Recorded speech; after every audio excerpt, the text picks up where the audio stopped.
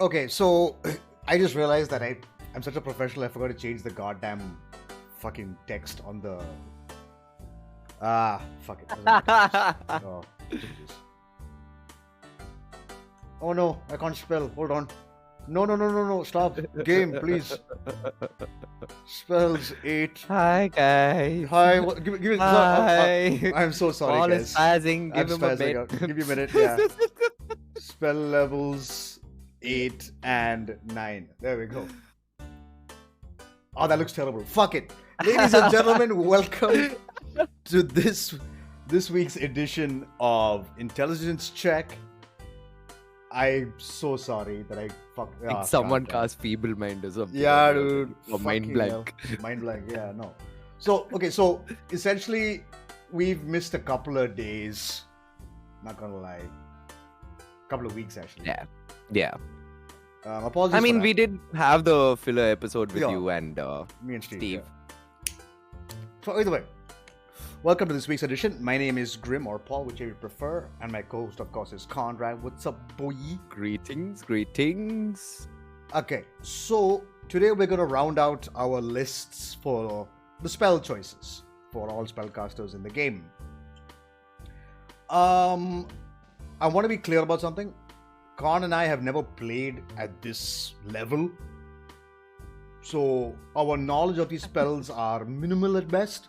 But we've heard a lot about these spells. We've seen people talk about it and how they can be used.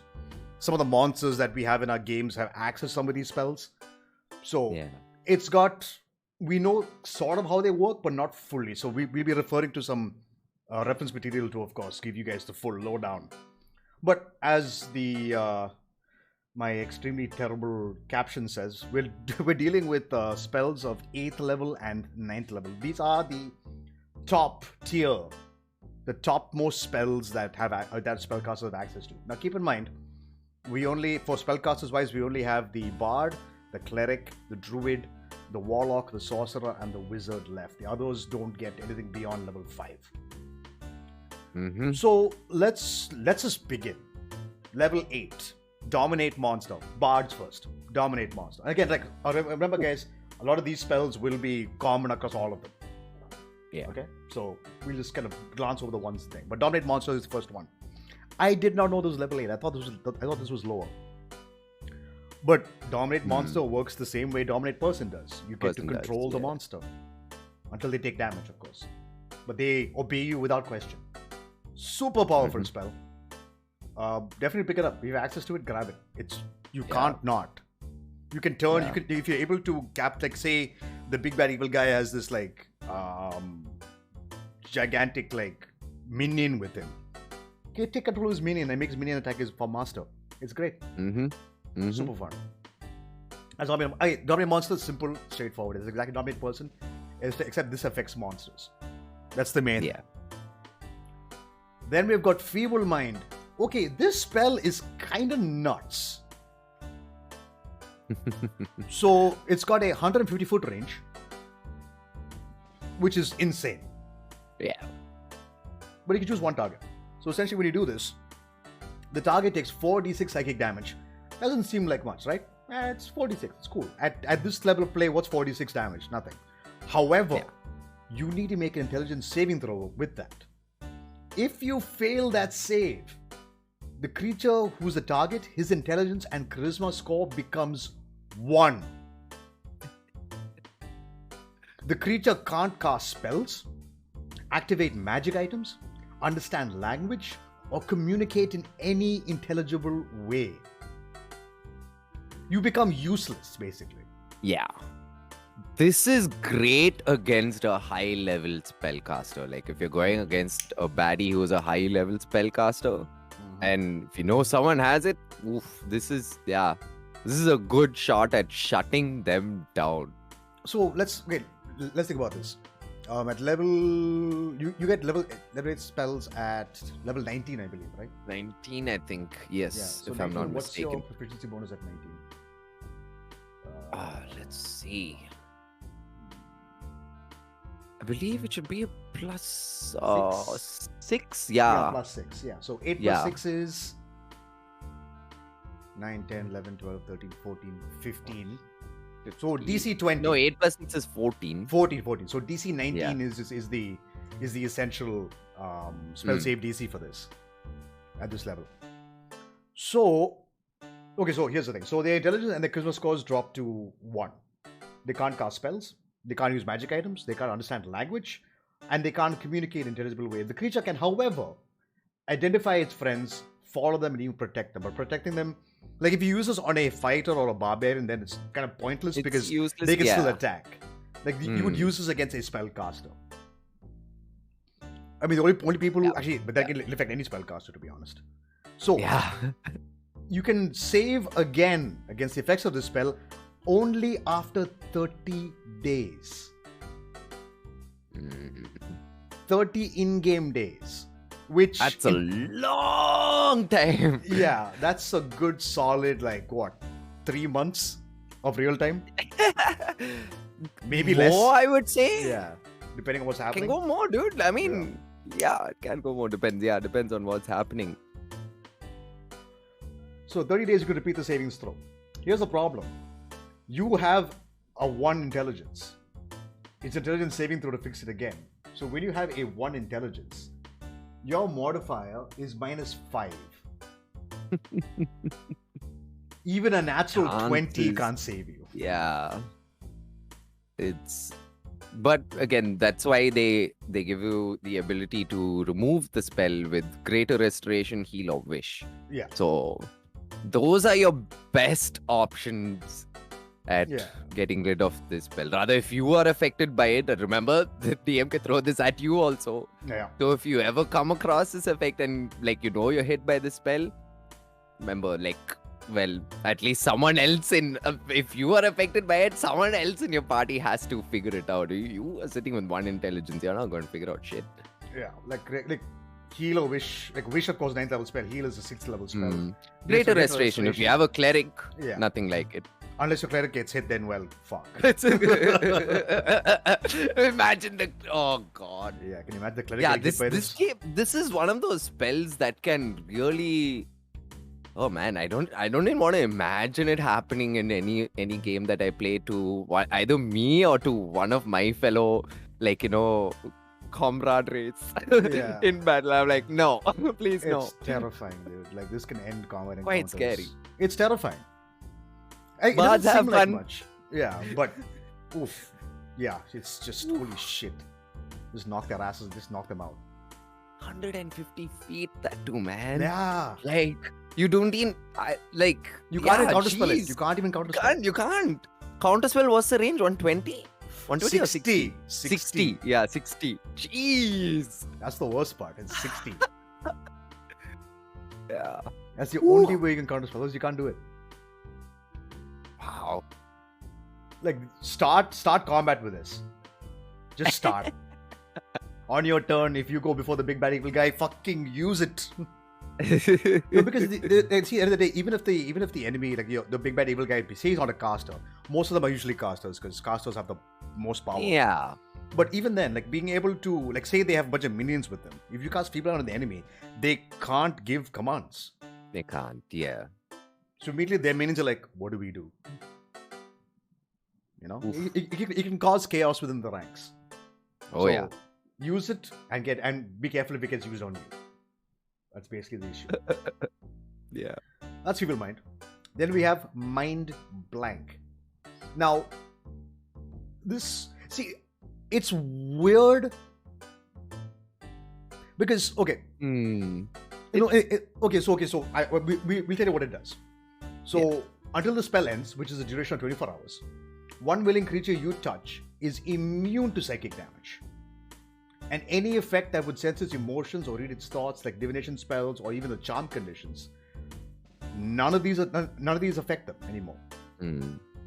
The spell even foils wish spells and spells of effects of similar power used to target a target's mind or to gain information about the target. This thing can negate wish,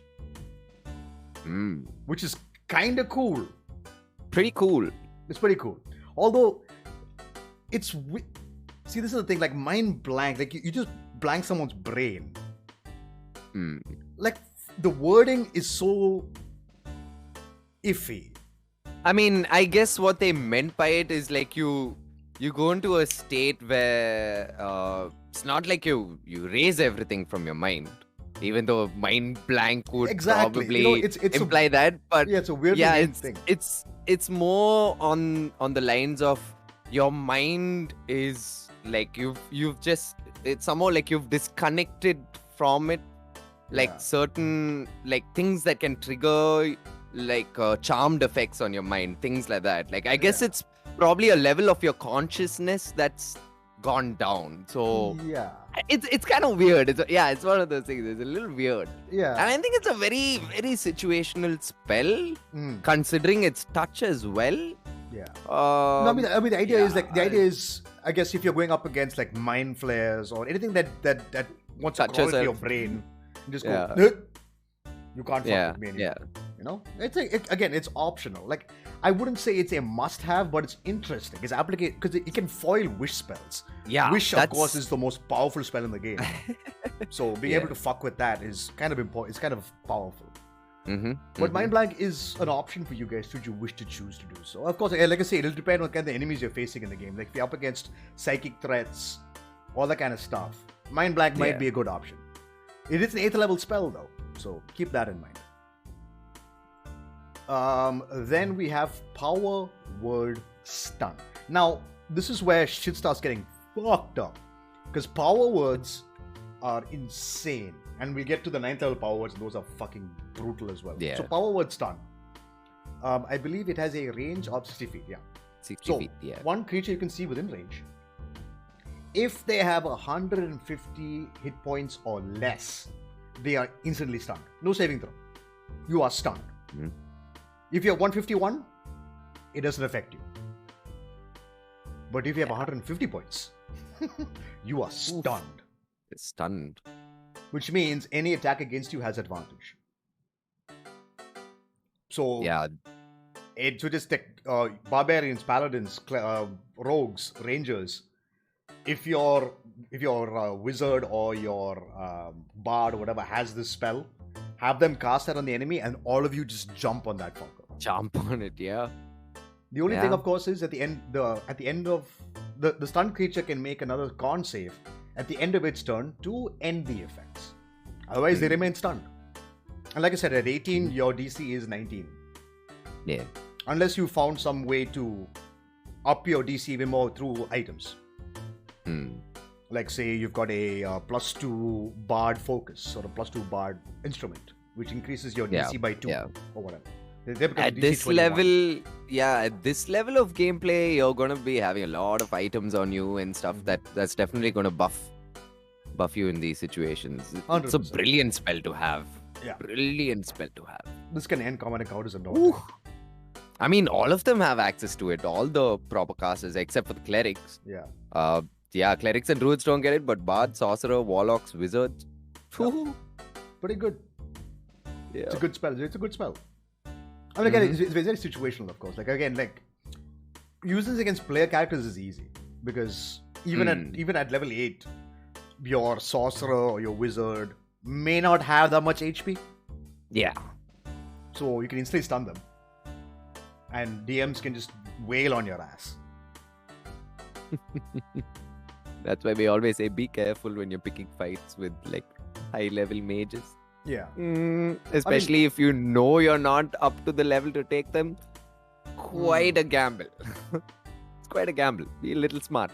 Yeah. That's when any combat encounter, if there's a caster, take the caster out first. Yeah. But that again, like the level 8 is very small. Very small. But that's the bard done. Let's move on to the cleric. Anti-magic field. Oh, this is an interesting spell. Clerics get this, wizards get this. Concentration up to an hour, and you create a 10-foot radius around you.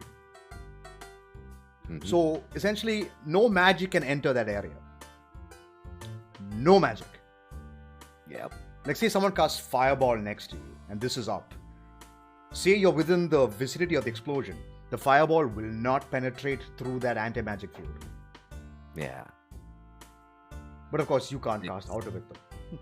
Yeah. That's the other thing. They do have an exception where magical effects created by an artifact or a deity, they can be suppressed in the sphere and can't protrude into it. Ooh. Yeah, nothing can get in. Yeah. Nothing. Yeah. You can't magic out of it, and you can't magic in either. Yeah. So this is actually a good way to deal with like heavy spell. Like, say they have got power word stun. Ha! Get fucked. You waste an 8th level spell. Can't touch me. Yeah. But you know, it's really bizarre. It's one of those spells that fucks you, but fucks everybody else around you as well. Because it's an anti-magic field essentially at the end of the day is what you've created. So everything magical, like your magical weapons, like if you want to teleport from inside the thing and out, I don't think it'll work as well, right? Yeah, I don't think you can TP out. Yeah, you can't teleportation teleportation and everything planar fails. travel. Everything fails. There you go. So nobody, unless someone physically comes at you, magic cannot touch you. Even the gods can't touch you in there. That's some shit. Yeah. It's nuts. It's nuts. Yeah, and the best part is like, say I have anti-magic field, the other guy has anti-magic field, we walk together, it doesn't negate it. You both stay anti-magic. Yeah. This is why something like a beholder is terrifying. Beholder's big eye, 120 feet cone of anti-magic. Anti-magic. You're like, holy shit, what do you do? Gotta gank the fucker. Otherwise, no chance. Yeah, anti-magic is huge. Oh my god, I'm just thinking of Curse of Strahd when we got screwed by anti-magic, man. Yeah. Oh god, like it's crazy. Like, and that too, we weren't even high level, but even then, it was just a simple anti-magic cone that this guy had, and it.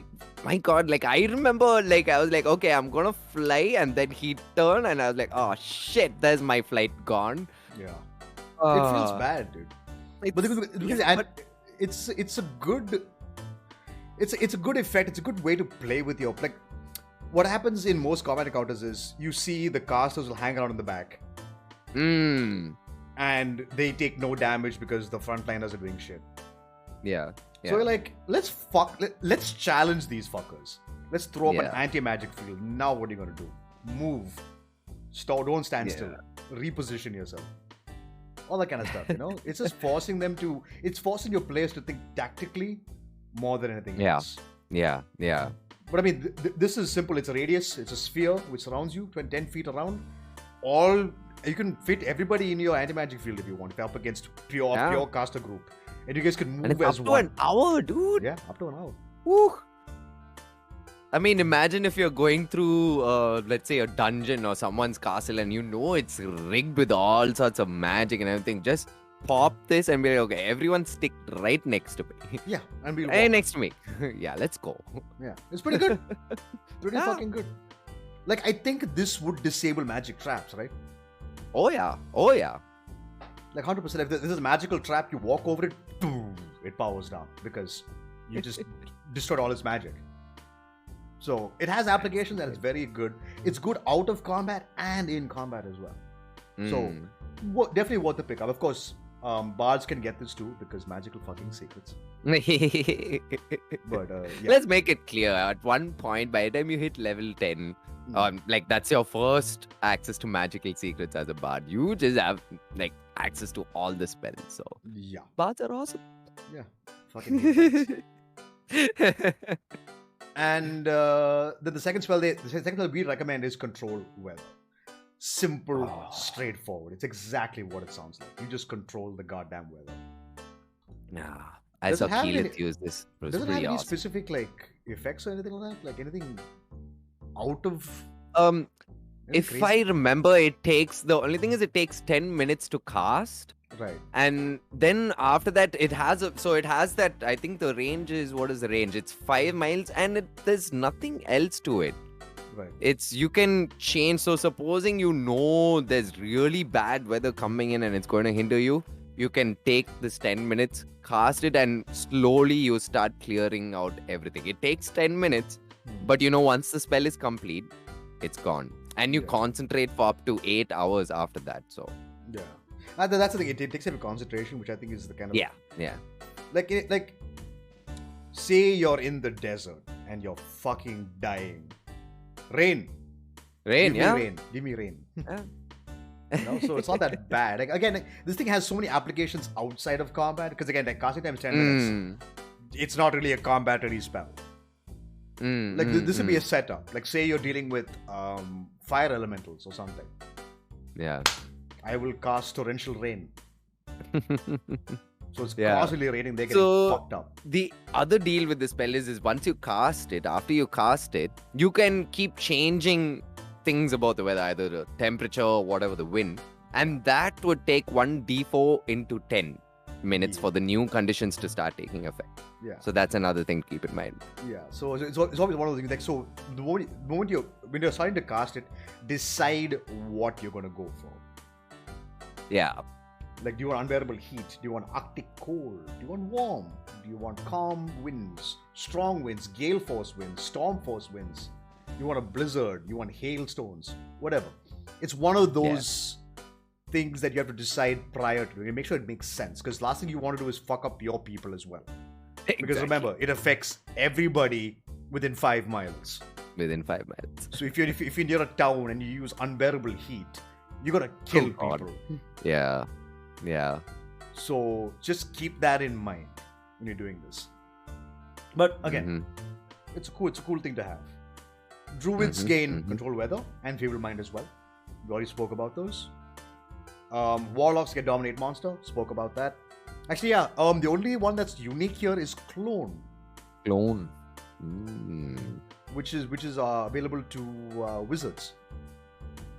So essentially, you need to start off a diamond worth at least 1,000 gold pieces and at least 1 cubic inch of flesh for the creature that's going to be cloned, which usually means you. You also need a vessel worth 2,000 gold pieces that has a sealable lid and is large enough to hold the creature being held, such as a coffin, an urn, a mud-filled cyst in the ground, whatever it is, or a container filled with salt water, basically. You need a container for the creature to be in. So it's often going to be used. You just carve out a chunk of your flesh out, put it with a diamond, cast the spell, it takes an hour to cast, and you create a duplicate of yourself. And it's inert, it does nothing, it just sits in its container. And it grows to maturity after 120 days. Or you can have the clone be even younger. Up to you. And it stays in that shape forever, as long as it's undisturbed. Now, if the original creature, say I'm the wizard, if I die, my body dies, my soul goes into that clone. Yeah. And It's like I having get to a live again. backup body for yourself. Literally, yeah. This is simulacrum on steroids. I was going to say that. Yeah. I mean, Yeah. with this way, you can even create. Actually, can you create some? Oh no, it has to be of the same creature. So I can't Of create the same creature, they say? I can't. Yeah, I can't become a different race if I want to. Right. So, there you go. That's essentially what clone is. It's you die. Here's a backup. I have a copy of myself. So most wizards would just create a fucking warehouse full of clones and live forever. Yeah. This is essentially the live forever spell. You Altered cannot carbon die. in D&D. Yeah, exactly. You are just taking out that disc and putting it into a different body. That's essentially what it is, which is insane. So clone is a extremely powerful and a very good spell to have access to, especially at this level, because the kind of monsters you're facing are save or die kind of monsters. So Usually die. yeah, usually die. So it's like, it's good to have backup options. So clone is always a viable option, and it's always, I mean, 1,000 of a diamond and 2,000 of a container at this point in the game. Easy for you to get. Easy. Yeah. You are already swimming in money at this point. So easy peasy. You can make like 3-4 clones for that much kind of money. I mean, you have to take a cubic inch of your flesh, but still, Eh, it's doable. I mean, because cubic inch is nothing it's much. not much, yeah. I mean, say that like this also works for anybody else. The paladin's Yeah. gonna die, have a paladin clone. You can make a clone of your entire party. Yeah.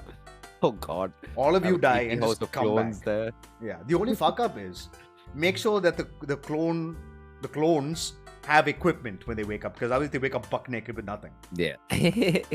So if you leave, if you all die with your magic items on the floor, well, shit, they're gonna be where they Yeah. are, Yeah. and your clones will have nothing. So of course, make sure you pre-purchase items or whatever that needs to be. Like make a copy of a spell book and leave it with the clone, so that should that you die, you come back, your clone still has access to all your spells. Stuff like that. So Yeah. Yeah. it's a viable thing to pick up, and it's very good. Would recommend 100%. The clone is phenomenal, and then of course controlled weather, people mind. That's level 8. This is gonna be. I'm assuming it's gonna be a very short episode because we're at the butt end of it. Let's get to level 9, the highest level that players. Let me be clear. Highest level that players can cast. Starting off with bards, and again, most of these will also be, of course, common between all the classes. Yeah. But beginning off with the bard, mass polymorph. We spoke about polymorph. Now you can polymorph multiple creatures. What's the limit Up on to that? 10 creatures. 10 creatures. There you go. 10 creatures make a wisdom saving throw or get turned into a slug. Man, it's just an action to do so also. Yeah.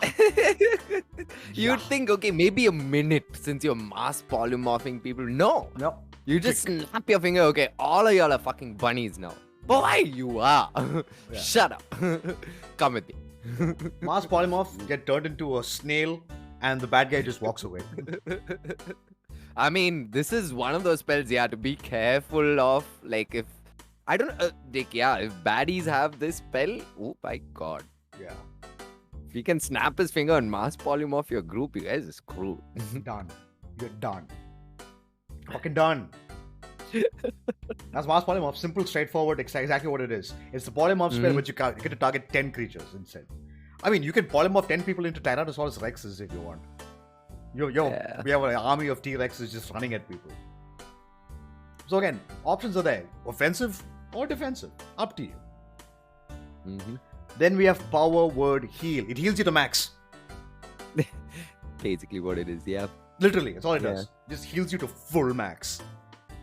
Doesn't it any particular component that it uses? Power word heal? No. Nothing. No. It's just Vocal somatic, yeah, that's it. Just go hamna, full health. Wow. So basically, and it also, so if say you're charmed, frightened, paralyzed, or stunned, those conditions instantly end.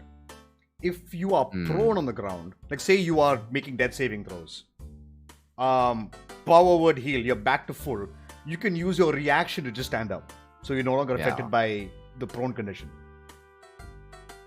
This is amazing. It's good. Power word heal is nuts. Ooh. Then we have power word kill. If you are less than 100 health, you're dead. You dead. You're dead. End of story. You are instantly killed. I mean, these spells have the least amount of description, but it's exactly what it is. Power word what kill. they do is the most scariest thing ever. Yeah. Jeez. Power word kill. Steve used this on me once. Wow, what? We were doing a Halloween one shot. So Steve, okay. So Steve made us all like monsters. So I was playing a lich, an elder lich. And he asked me, how much HP do you have left? I'm like, 98. He's like, oh, okay, power word kill. I'm like, motherfucker! He just ended me. He just fucking destroyed me. I mean, we were up against like a god or a demigod or a demon or a devil or something, or like a demon lord or whatever. So instantly he's like, how much HP do you have? I'm like, 98. Yeah, power word kill. I'm like, okay, I'm done. Ended me just then and there. Just finished me off.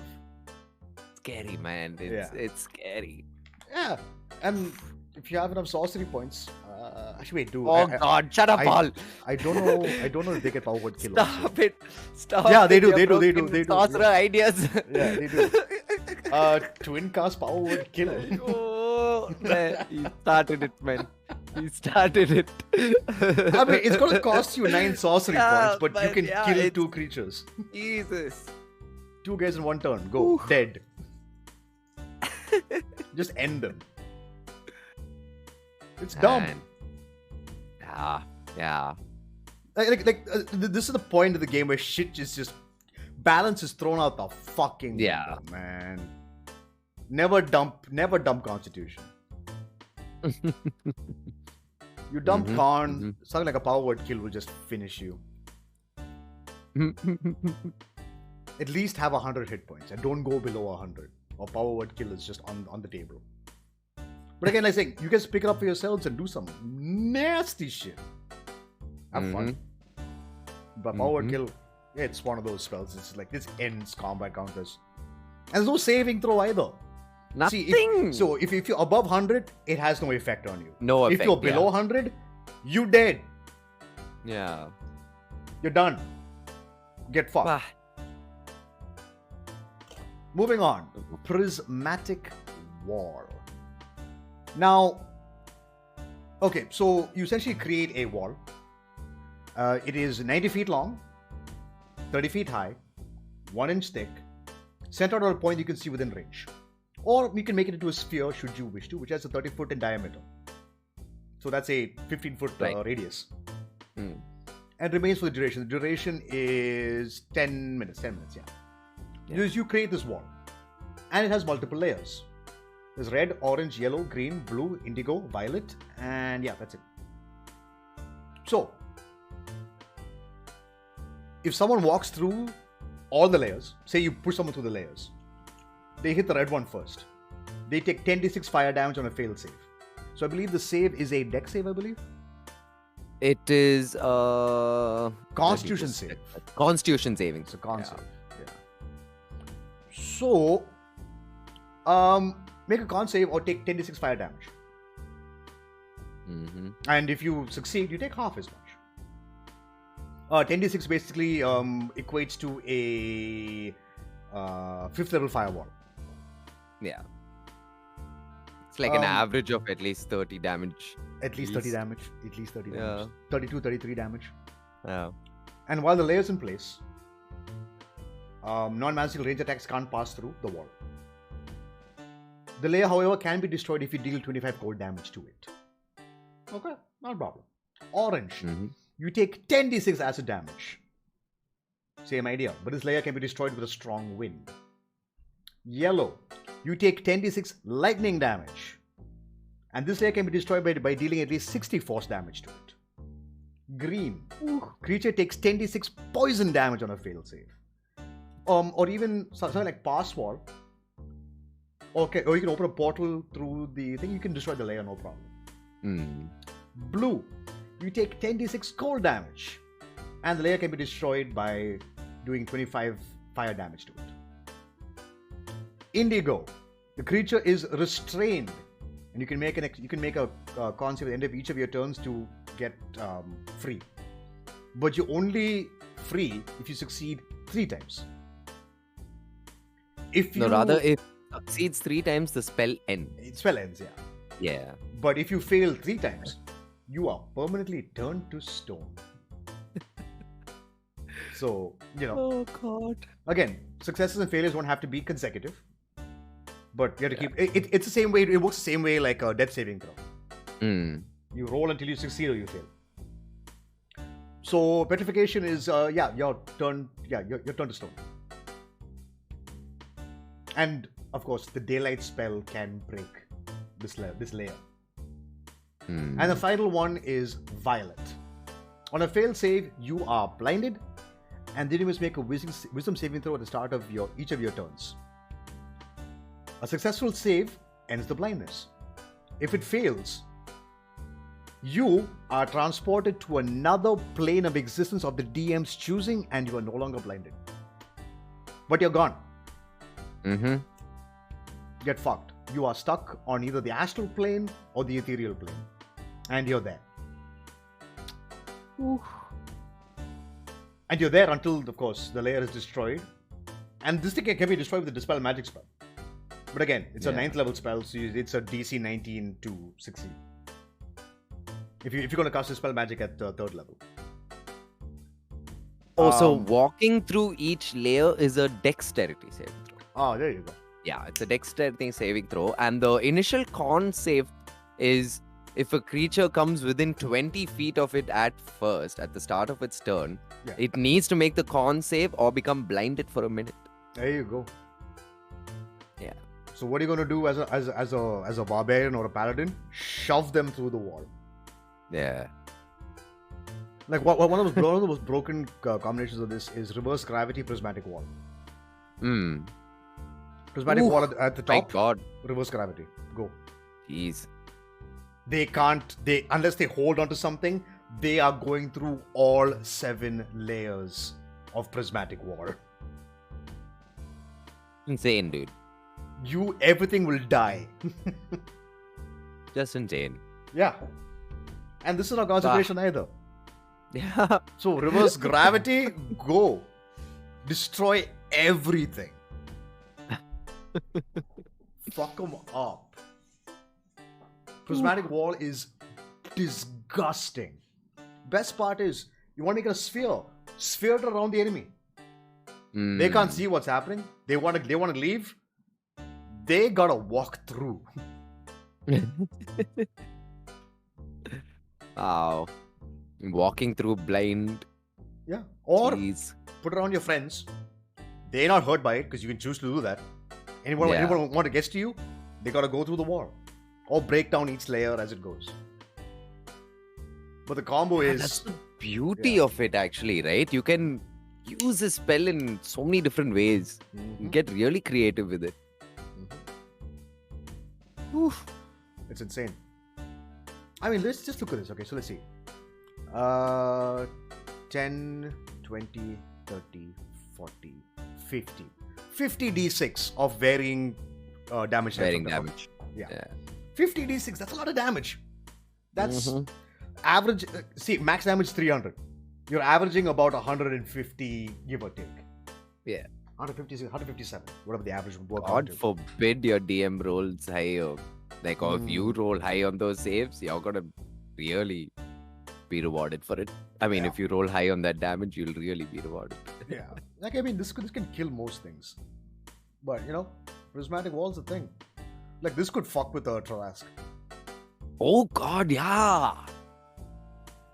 Woo. One of the few things that can fuck with a Trask. Yeah. It's a good spell. It's definitely worth picking up. Prismatic Wall is nuts. Like I mentioned, this is where shit gets fucked. No balance anymore. Now it's just save or die at this point. Well, that's Prismatic Wall. Then we have Psychic Scream. So, quote, you unleash a power of your mind to blast the intellect up to 10 creatures of your choice that you can see within range. And the range is 90 feet. Creatures that have intelligence score of 2 or lower are unaffected. Each creature must make an intelligence saving throw. So at this point, it'll be 20. Not 20. No, it'll be 19, but then if you have items, it'll be 20, 21, whatever it goes to. On a fail save, creature takes 14d6 psychic damage and is stunned. And just for the fuck of it, if a target is killed by this damage, its head explodes, assuming it has one. Think of this like a banshee scream. Yeah. A banshee screaming in your ear until your head fucking explodes. Like if you know Sindel from Mortal Kombat, that's basically what this is. Yeah. Scream so loud that your head explodes. Which for a bard is amazing. Like think of it from Pick Up Destiny. Jack Black singing that shit and the guy's head explodes. Yeah. That's basically what this is. So that's how you can like flavor this. You do an amazing like Wah! And just blow their fucking brains out. But it's There's an option for you, man, right there. 10 creatures of your choice, 14d6 damage, intelligence saving throw. If they die, their head explodes. Ah. Which is brutal. And except for Cleric and Druid, everyone else gets it. All the other bards, casters sorcerers, get warlocks, and wizards, yeah. It's nuts. quite brutal. Quite good. And then we come to everyone's favorite fucking spell, True Polymorph. Okay, so the restriction for the spell Polymorph is it has to be a beast. True Polymorph ignores that. And why this is 9th level also is you can turn someone into a cup, a stool, a table, and it lasts for an hour, right? If I'm not mistaken? An hour, yes. Yeah. It's So here's concentration and it lasts for an hour. Lasts for an hour. Now here's the thing. If you manage to maintain True Polymorph for the entire hour, whatever you polymorphed stays polymorphed. You turn the big bad evil guy into a chair. He is a chair for the rest of his life. Turn him into a doormat. Every morning, walk by and just like, ha ha! Scrape your feet on his face and keep walking. True Polymorph, dude. That shit is evil as fuck. Because I believe you're still conscious. I believe so, yeah. Yeah, you're still conscious. But you're a chair for the rest of your life. Find the nastiest motherfucker to come and fart on you, shit on you, smear crap on you, whatever. It's evil. But there's your chance. Hey, sorcerers. Twin cast. Twin cast True Polymorph. Have fun. But yeah, you essentially permanently turn someone into something else. Of course, if you maintain the concentration for an hour. But imagine the implications of that. Players, be scared. Yeah. Your DM can use... Everyone keeps forgetting. If you can use it, the DM can use it. Keep that in mind. Everybody's like, yeah, I got this. I'm like, yes, I've got that and other things too. What are you going to do? Good job. Oh, man. Yeah. Fucking scary. Scary. Game ending shit. Moving on to the Cleric. Gate. 9th level spell. You have to have a diamond on your person that's worth at least 50,000 gold pieces. Concentration up to a minute. Clerics get this, sorcerers get this, warlocks get this, wizards get this. Bards can get this through magical secrets. So essentially, you make a portal in an unoccupied space. It's circular. You can make it 5 feet wide to 20 feet wide in diameter. Any direction you want to be sideways, upside down, whatever the fuck you want, whatever you want. The portal lasts for the entire duration. And the portal has a front and back. So essentially, what you are essentially able to do is, say you have an army waiting. Go to where you need to go. Gate that whole army into the fight. That's all it is.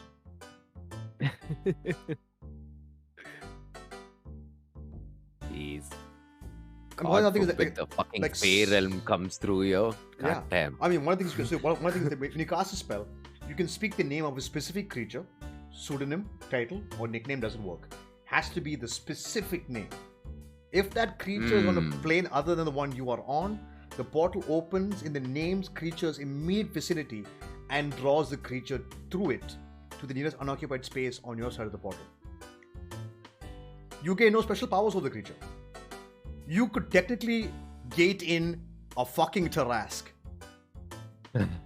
You can gate in Asmodeus. Yeah. You can gate in Tiamat. It'll be fun. But again... have you met my friend? Yeah, they're like... Look at that, she's got 3 heads. I mean, you bring Tiamat through and she'd be like...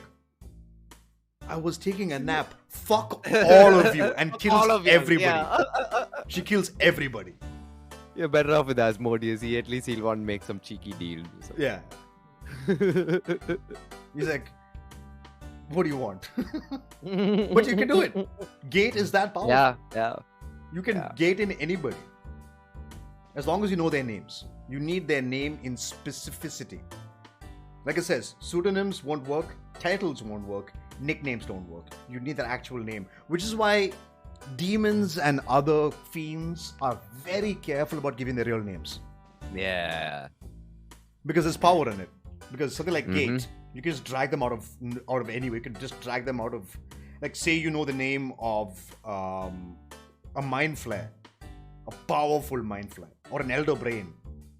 You can just bring it into existence. Be very careful who you give your name to. Because even say the big bad evil guy knows your name.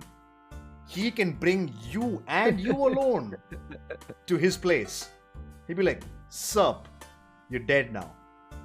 That's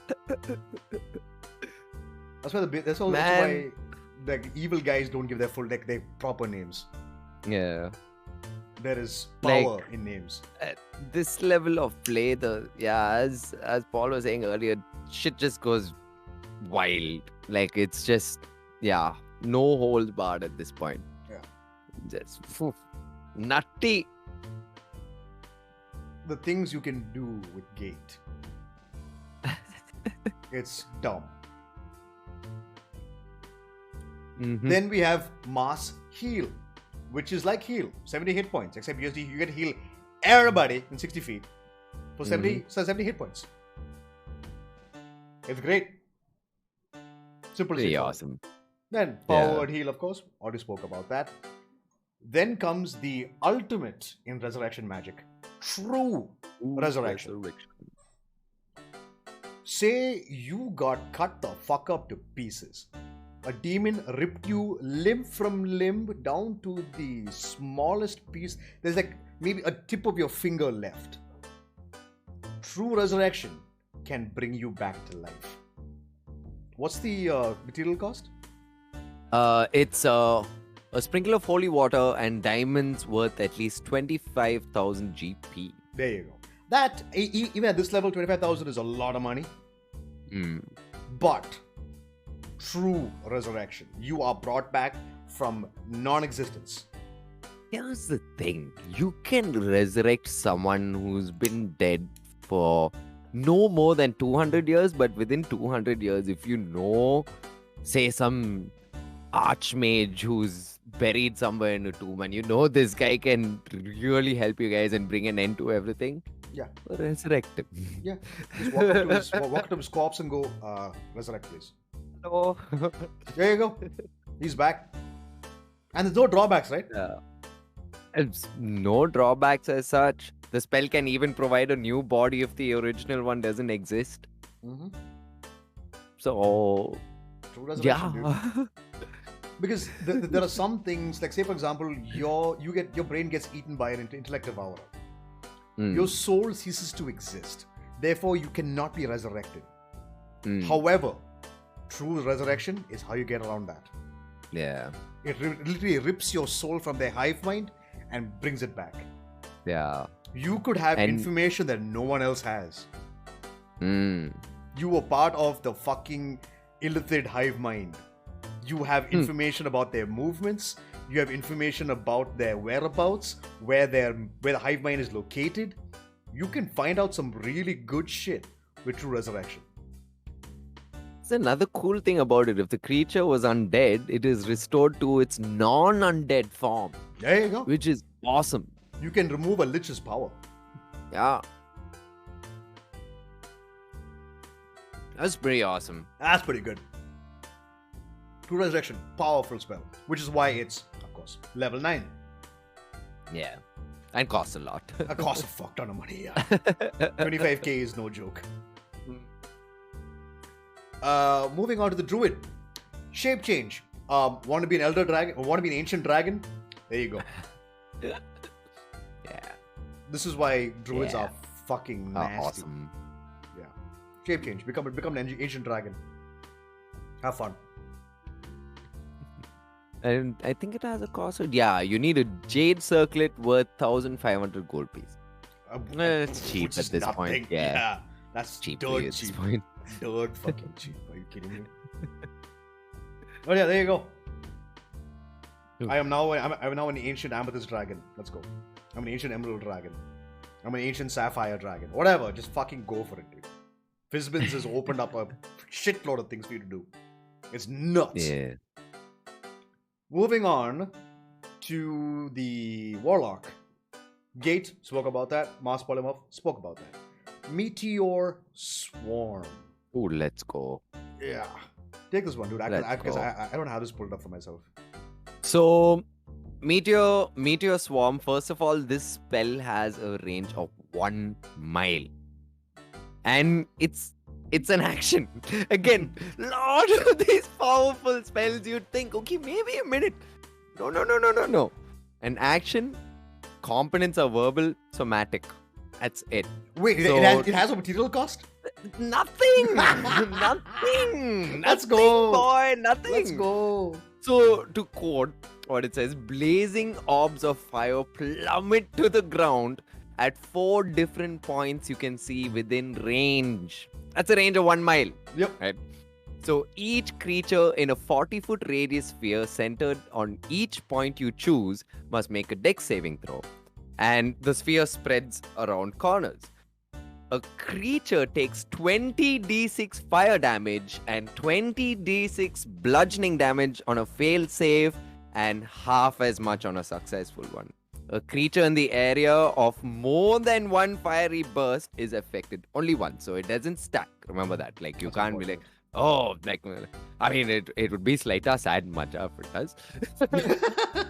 I mean, like, holy shit. That'll be, It is watch. That'll be 20, 25. That's like 120 d6, like say 40 d6 of fire and 40 d6 of bludgeoning. It'll be that that poor soul is getting hit by 2. But yeah, and the spell damages objects in the area and ignites flammable objects. Well, it's a meteor storm. Go figure. Yeah, Go literally. figure. You called on Armageddon, essentially. Yeah, and you do this in the snap of a finger. No one has a time to react. You call it and it's happening.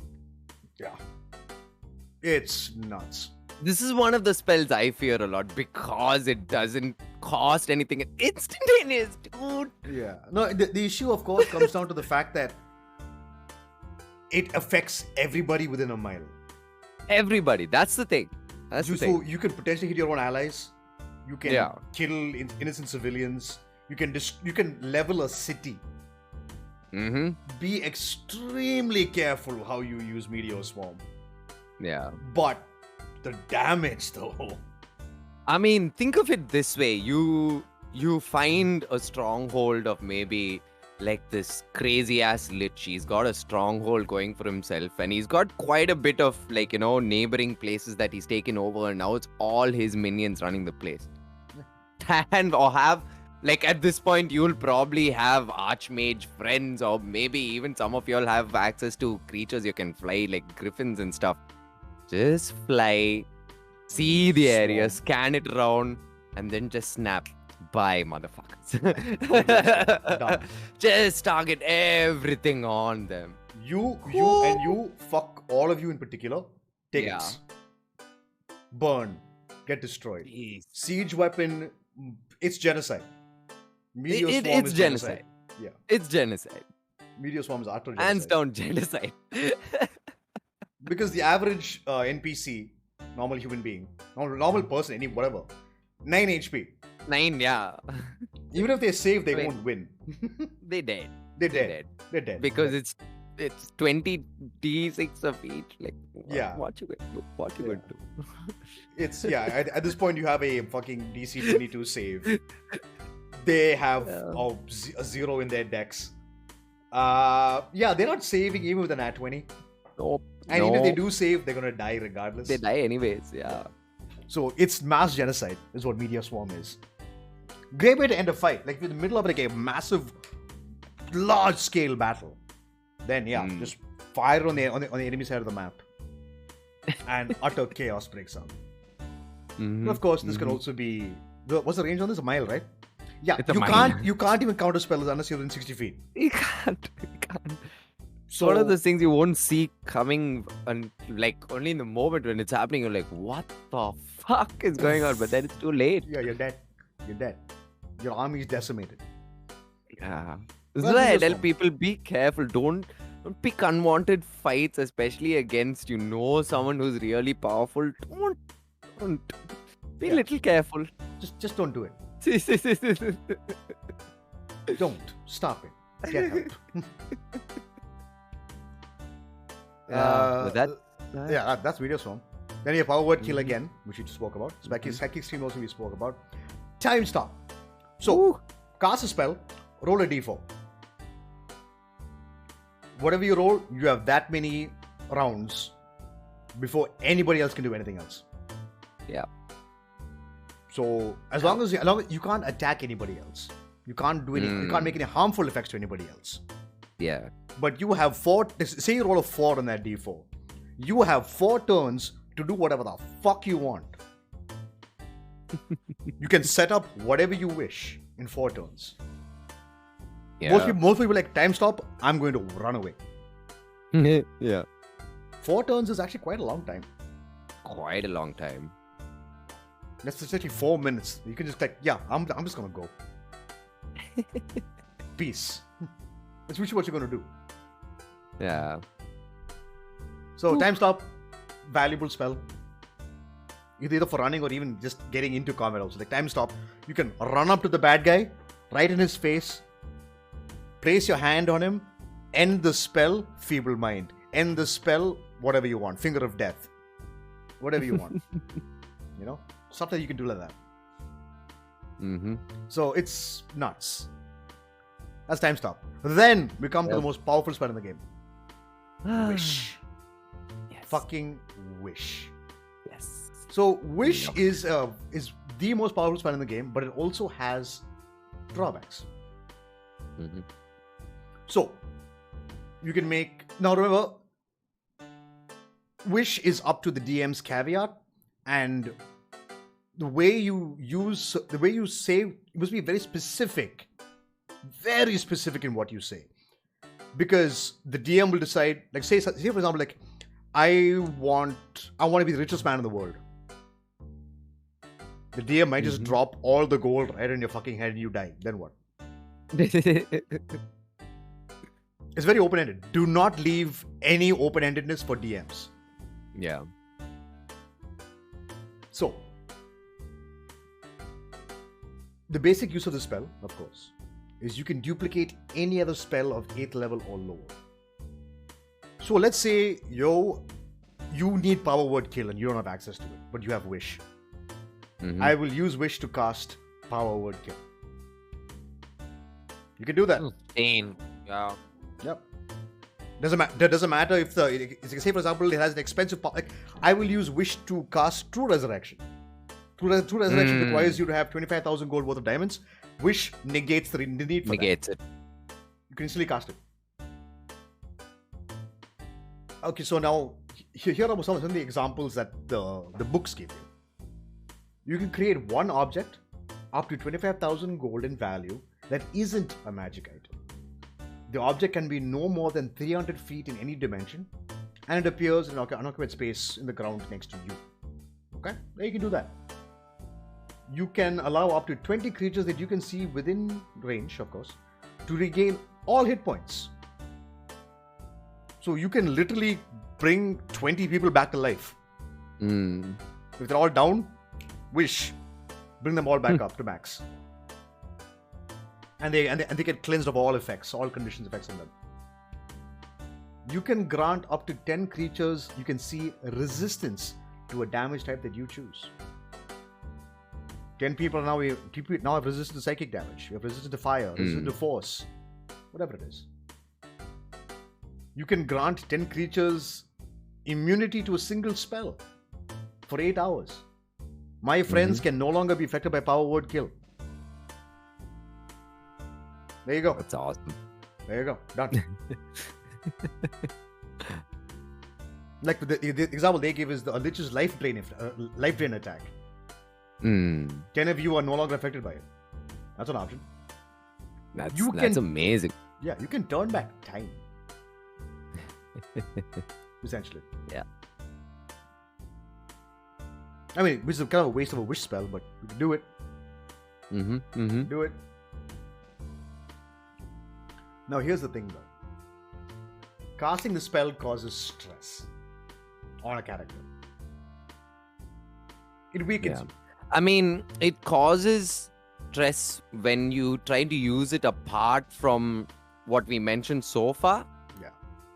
That's when it starts causing stress. Like, a very good example was in the one shot that CR did, I think it was last year, where they had the wedding of Vex and Percy.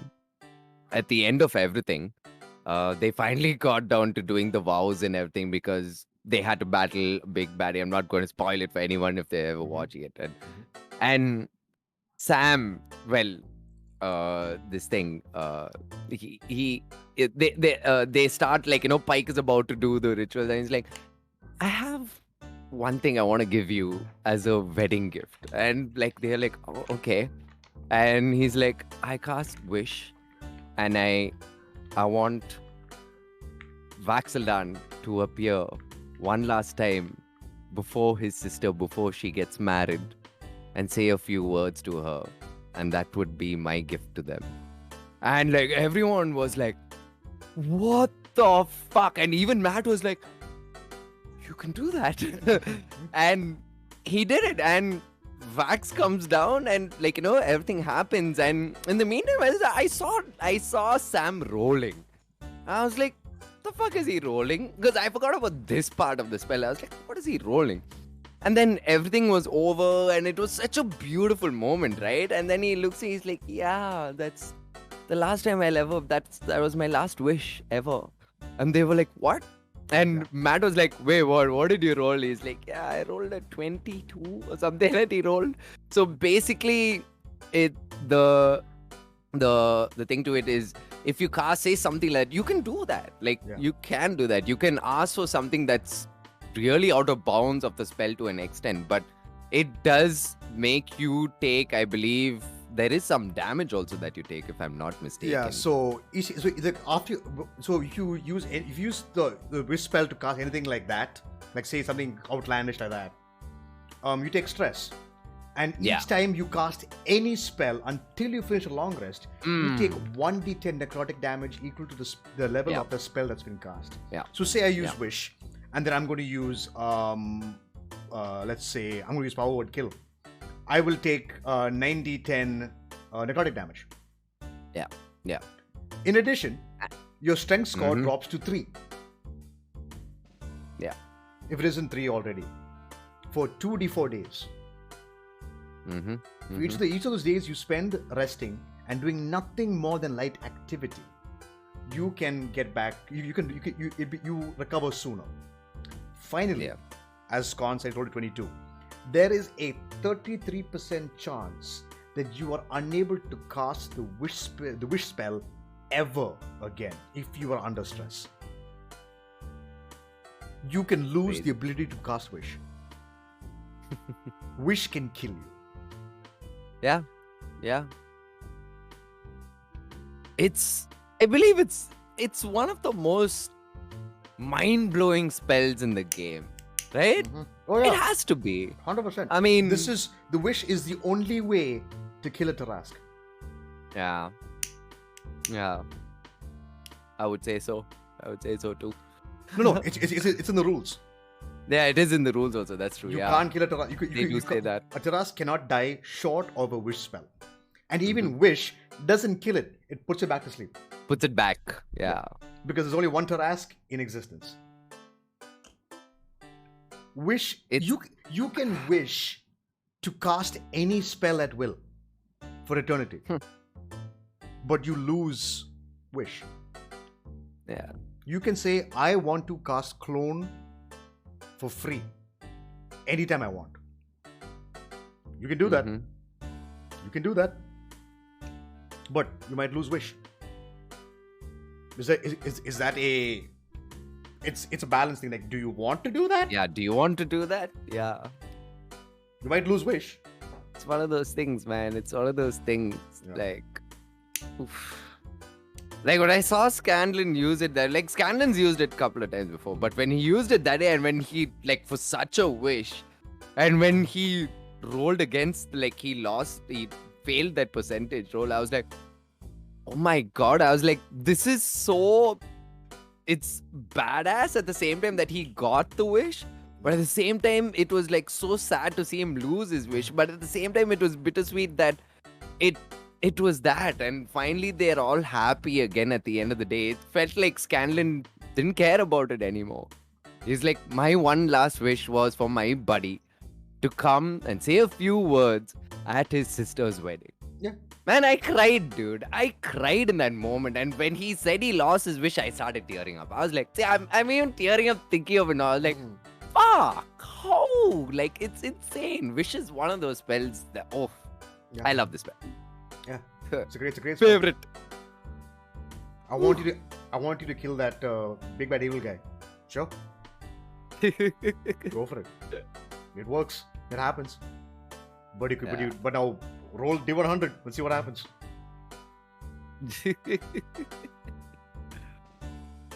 Oof. It's one So, of you those know, things. It's insane. So you can do things like this. Like Wish is the most powerful spell in the game. Mm-hmm. Sorcerers and wizards get this by default. Warlocks Good can old get it. bards, you know how Bards to can get get it. Yeah, bards can get it.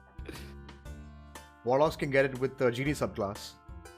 Oh, Clerics yes. can get this with a certain subclass. I don't know which subclass, but one of the clerics get Wish, I think, also. Don't quote me on that, though. Hmm. But yeah, Wish is the most powerful spell in the game. Yeah. Yeah, that's the end of the Warlocks. Mm-hmm. Sorcerers, again, you get Wish, of course.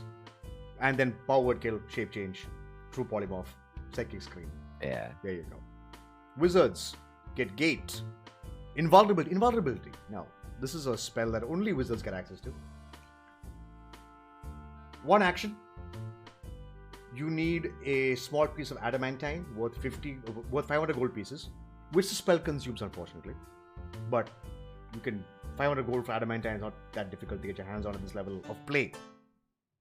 Concentration, 10 minutes. You are immune to all damage.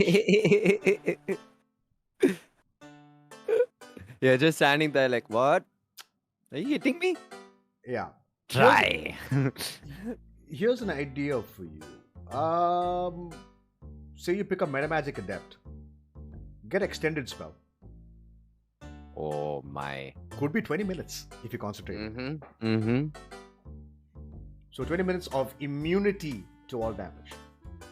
So information, 10 minutes is 60 rounds of combat. You cannot be hurt. Nothing can hurt you. Nothing. You still have to make saving throws. So that could fuck you up. Yeah. But damage, like say saving throw involves damage. You don't take the damage. Therefore, you can't lose concentration. Exactly. Once this is on, that's all. You're just concentrating. Don't worry about it. I don't think you can lose your concentration. I don't think so either. Yeah. Because nothing can hurt you. Unless the enemy has wish. Yeah, wish or they have a way to incapacitate you. Ah, exactly. Because if you incapacitate, you can no longer concentrate. Yeah. So, let's just hope. But then damage.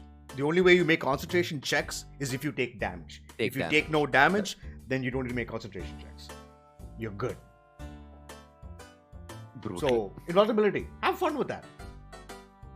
Then, of course, they have Mass Polymorph, Power Word Kill, Prismatic War, Psychic Stream, Shape Change, Time Stop, and, of course, Wish. Mm-hmm.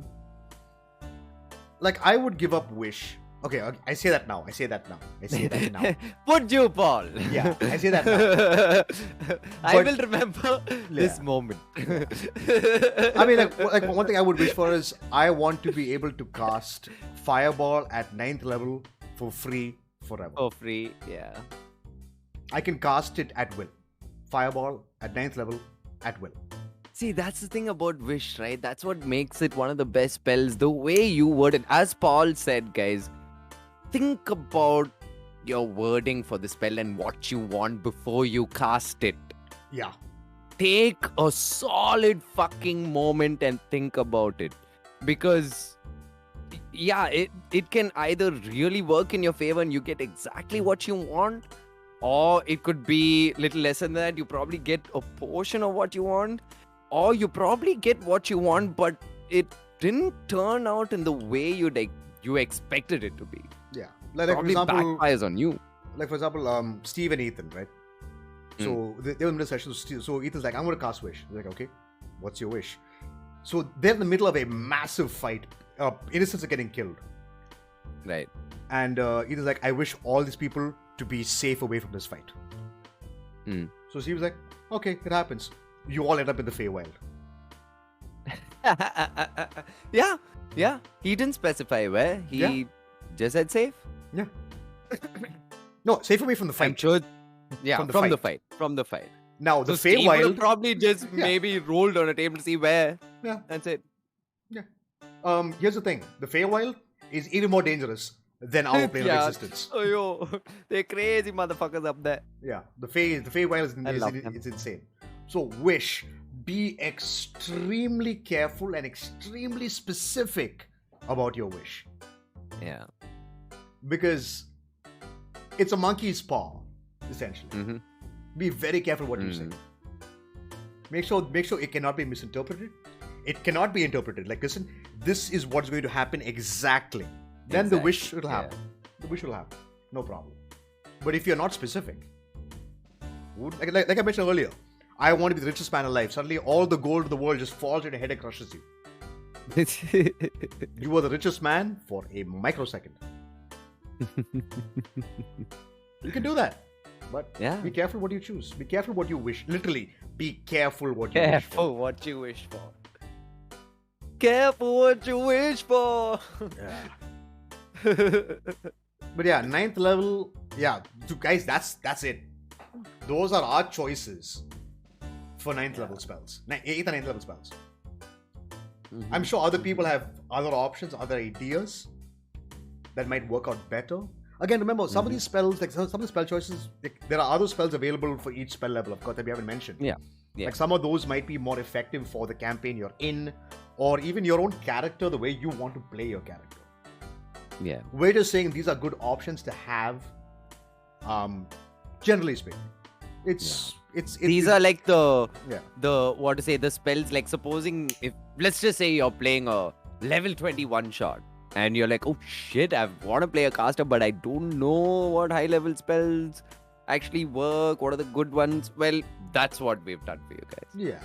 I mean, as a DM, I would never allow wish in a one shot guys. Yeah. because It would be unfair. It would No, be unfair in a one Yeah. shot. I mean, it'll just end the whole one shot in Yeah, 1 second. yeah. Like, no wish. Anything else is Yeah. up for grabs, but not wish. But it's just stuff like that you can do. Like, I don't mind Mass Polymorph. Could be fun. You might they might even succeed on their saving throw. Who knows?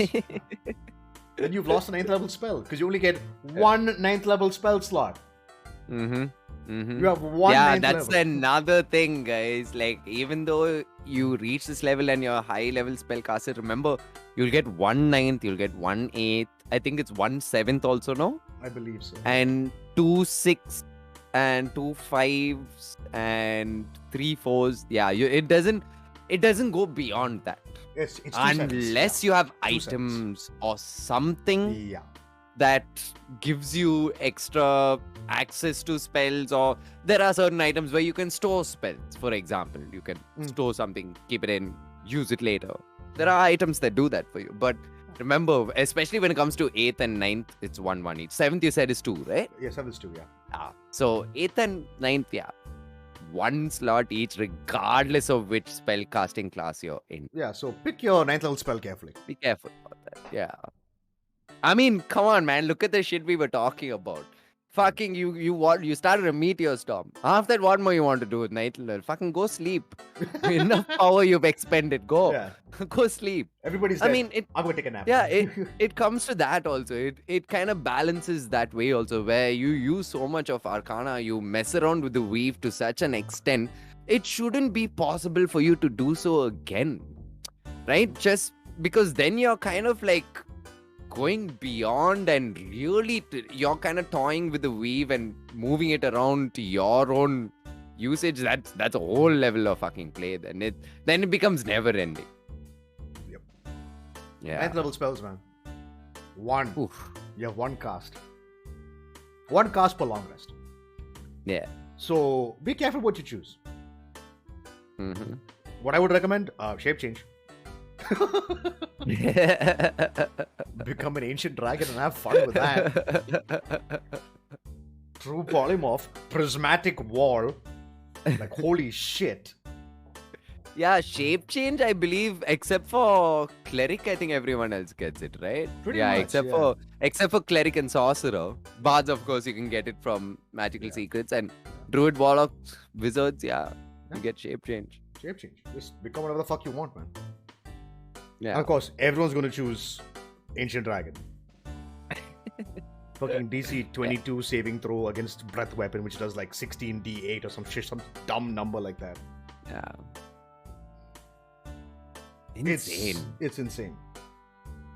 9th level spells is where, 8th level is where shit hits the fan, and 9th level, the fan is gone. Yeah, it's God. You're like, what? Yeah. What Where? fan? Where's the ceiling? Yeah, there's no ceiling. One of the fucking spells blows people's heads off if they die, you know? It's like fucking... It's like, what are the spells? They have less than 100 HP. They're instantly dead. Instant dead, yeah. You're instantly fucking dead. So, this is, we're done. We're done. We're fucking done. We're done. There are the spells. Those are the spells. Holy shit. Wow. Like, Now, even though these were so few, the 8th and 9th, still just talking about them was just, Yeah, it's just what these spells can do, how they work, how it affects the greater narrative. Yeah. Like, Meteor Swarm is a world... most of them, man. Yeah, Meteor Swarm is a world-ending event. Wow. Like, gating in a Tarask is a world, and it's an apocalyptic event. It's apocalyptic, yeah. At 9th level, you are causing apocalypse level problems. Imagine you have two high level casters in your group. One guy is doing Meteor Swarm one side, one other fucker's the other end of the world calling a fucking Taraskin. Yeah. So then besides one other fucker, another, say the body is sitting one side, he's wishing for something. So it goes. What do you do? What do you do? Nothing. That's why it's hard for DMs also to even balance and create, like, meaningful situations. Encounters. Yeah, meaningful encounters, or like, what do you do? There's nothing you can do, man. Yeah. This way everything goes to shit. There's a reason, we keep mentioning this. Tier 4 is rare as fuck. Yeah. You are never I think the only written module that goes to level 20 is I'm now forgetting his name. Damn it, the dungeon crawl. Tomb of Annihilation. Oh, Tomb. Yeah. Tomb of Annihilation is the only published module that I'm aware of that goes to level 20. The brutal one itself. Yeah, it's fucking... It's designed to kill you. It's designed to kill you, yeah. Yeah. But that's the only one I know that goes to level 20. No, every other campaign ends maximum level 14. Yeah. Like, see, even in homebrews also, like DMs that run their own worlds, once their PCs reach like 18 itself, they're like, okay, guys, what? Y'all are fine? Y'all are cool? Happy? Shall we start another session, another campaign? Because... Like, we'll keep this, maybe make it canon, make these characters, NPCs, whatever.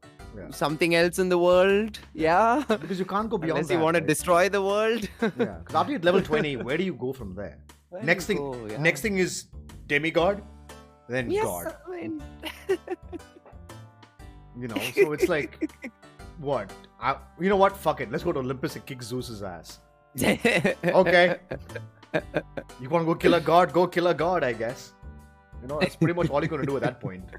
No, seriously, that's literally what you're going to do. Yeah, seriously, there's nothing else you can do at that point. You can only challenge gods and probably like high level demons and devils and stuff. And yeah, you know what? But let's go to hell and kick Asmodeus' ass. It's like, good luck with that. Yeah, go have fun with that. First, make it to his level. Yeah. He's at the butt end, 9th level of hell. Yeah.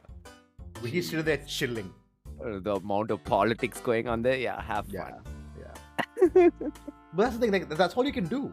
Because after 20, where do you go? Because 20th level, it's just like you are the peak of your class. Yeah. Nothing can touch you anymore. Yeah.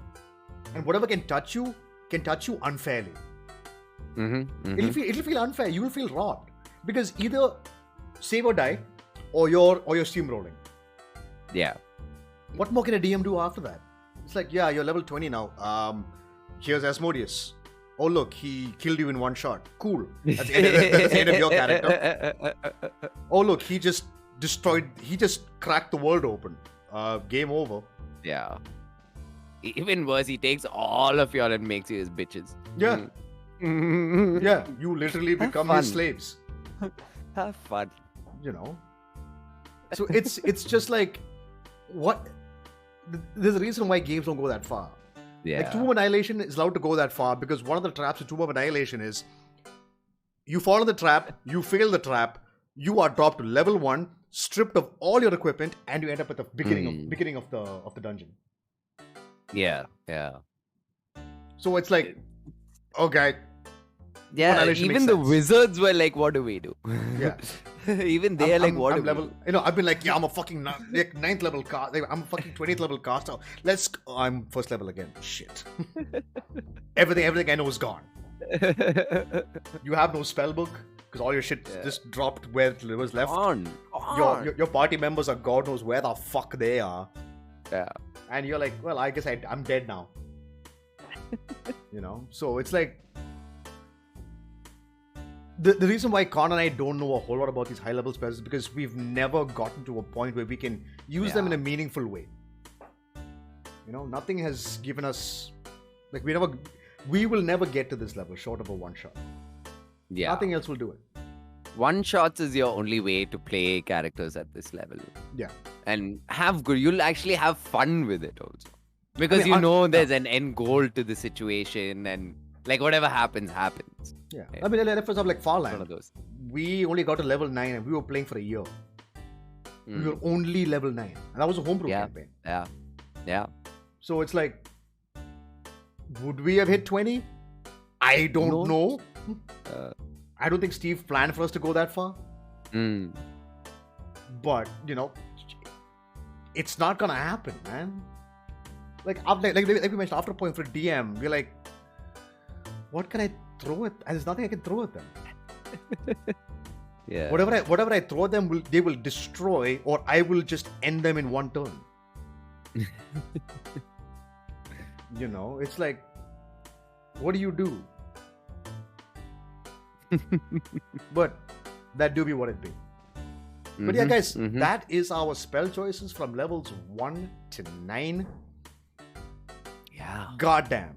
5th level itself took forever. It was quite a ride, huh? Quite a ride.